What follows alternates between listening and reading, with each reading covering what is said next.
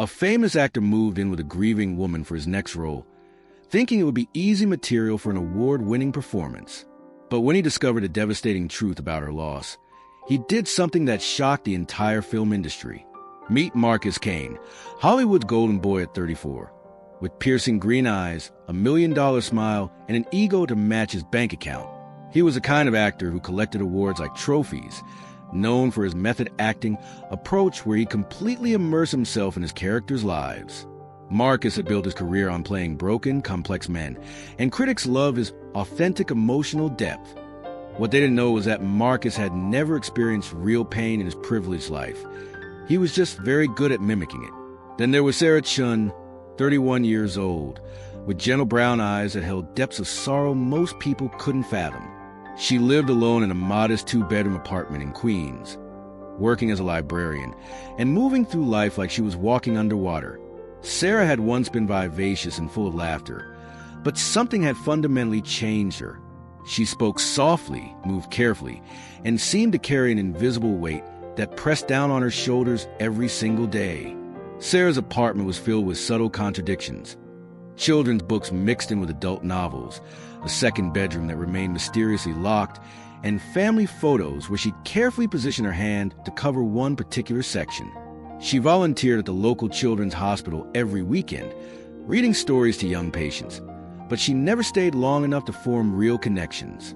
Marcus had landed the role of a lifetime, playing David Morrison, a grieving father in an independent drama called Silent Rooms. The character had lost his 5-year-old son in a car accident and was struggling to rebuild his life while his marriage fell apart. The script was powerful. The director was Oscar caliber, and early buzz suggested this could be Marcus's ticket to serious dramatic recognition. But Marcus's agent had concerns. "You've never played a parent," she told him during a meeting at his Beverly Hills mansion. "Hell, you've never even spent significant time around kids. The director is worried you won't be able to access that kind of grief authentically." That's when Marcus came up with his plan. Through a contact at a grief support group, he learned about Sarah, a woman who'd suffered a devastating loss involving a child. The details were kept vague for privacy reasons, but Marcus saw an opportunity. He would rent a room in her apartment, ostensibly as a struggling actor looking for affordable housing, and observe her grief firsthand. He'd study her mannerisms, her speech patterns, the way loss had shaped her daily routines. "It's perfect," Marcus told his agent. "I'll live with real grief for 2 months. When I get on set, I'll have authentic material to draw from, method acting at its finest." His team helped create a fake identity. Marcus Johnson, a waiter and aspiring actor who needed a temporary place to stay. They found Sarah through a roommate-finding website where she'd posted a simple ad: "Quiet room available. Respectful tenant wanted. No parties, no drama." Marcus moved into Sarah's spare room on a rainy Tuesday in October, carrying nothing but a duffel bag and his hidden agenda. He'd studied her online presence. Minimal social media, no recent photos with other people, a life that seemed deliberately small and contained. From day one, Marcus began his performance. He played the role of the sensitive, struggling artist perfection. He left thoughtful notes about keeping the apartment clean, brought her favorite tea from the corner market, and slowly began drawing her into conversations. "You have such a peaceful energy," he told her one evening as they shared dinner, something that had become a routine after 2 weeks. "It's like you've learned something about life that most people never figure out." Sarah smiled sadly. "I think some lessons come at too high a price." Marcus filed away every expression, every gesture, every carefully worded response. He noticed how she set the table for 2, but sometimes caught herself reaching for a third plate before stopping mid-motion. He observed how she avoided certain aisles at the grocery store, how she turned off the TV whenever commercials for children's toys came on, how she kept that second bedroom locked even though he was living there. He began incorporating her mannerisms into his preparation for the role. The way she paused before entering any room, as if steeling herself. How she held her coffee cup with both hands, like she needed the warmth.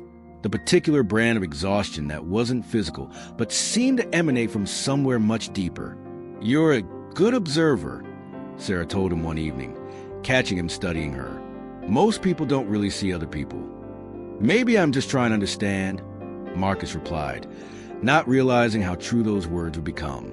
The truth came out on a Thursday night in November, 6 weeks into Marcus's deception. Sarah had been unusually quiet all day, and Marcus found her sitting on the living room floor, surrounded by photo albums and crying silently. "I'm sorry," she whispered when she saw him. "It's just, today would have been Emma's 6th birthday." Marcus's blood ran cold. "Emma?" Sarah looked up with eyes full of devastation. "My daughter. She died 8 months ago. Leukemia. She fought so hard, but..." The words hit Marcus like a physical blow. This wasn't just any loss. This was a mother who'd lost a child. The locked room wasn't a spare bedroom. It was Emma's room, preserved exactly as she'd left it. The children's books weren't random. They were bedtime stories Sarah had read to her daughter during long hospital stays. The careful way she moved through life wasn't just grief.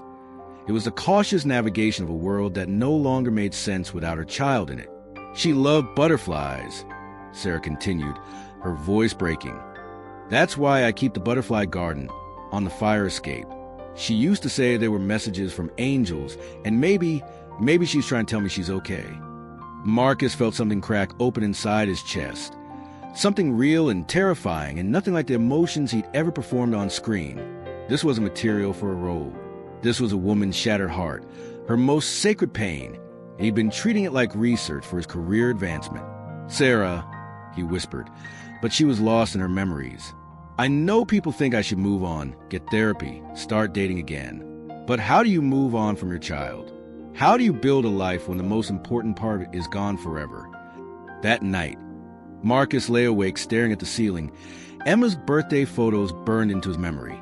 Photos of a beautiful little girl with her mother's gentle eyes and a smile that could light up the world. Photos of a normal, happy family that had been destroyed by something as random and cruel as childhood cancer. The next morning, Marcus called his agent and dropped out of film. "Are you insane?" she screamed through the phone. "This is your Oscar moment. The director already loves your preparation work." "I can't do it," Marcus said simply. "I won't." But that wasn't enough. Marcus realized he couldn't just walk away from Sarah's life without consequence. She'd trusted him, shared her most vulnerable moments with him, and he'd been lying to her every single day. He found her in the kitchen, making Emma's favorite pancakes. A birthday tradition she continued even though there was no one left to eat them. "Sarah, I need to tell you something," he began, his voice shaking. "My name isn't Marcus Johnson. It's Marcus Kane, and I'm not really a struggling actor." Sarah turned slowly, and Marcus saw the exact moment she understood. "You're researching a role," she said quietly. "A grieving parent." "Yes, but..." "Get out." The words were soft but final. Marcus had expected anger, screaming, maybe even violence. Instead, Sarah's composure was devastating in its completeness. "You used my daughter's death for your career," she continued, still in that terrifyingly calm voice. "You lived in her home, ate at her table, pretended to care about her mother, all so you could win an award for pretending to be in pain like mine."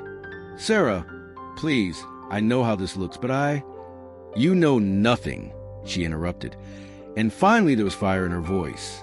"You know absolutely nothing about losing a child, about watching your baby suffer through chemotherapy, about holding her hand while she takes her last breath, about waking up every morning and forgetting for just 1 second that she's gone, and then remembering all over again." Marcus was crying now, ugly sobs that shook his entire body. "I'm so sorry. I'm so fucking sorry. Sorry doesn't bring back my daughter. Sorry doesn't undo the months you spent treating my grief like material for your entertainment."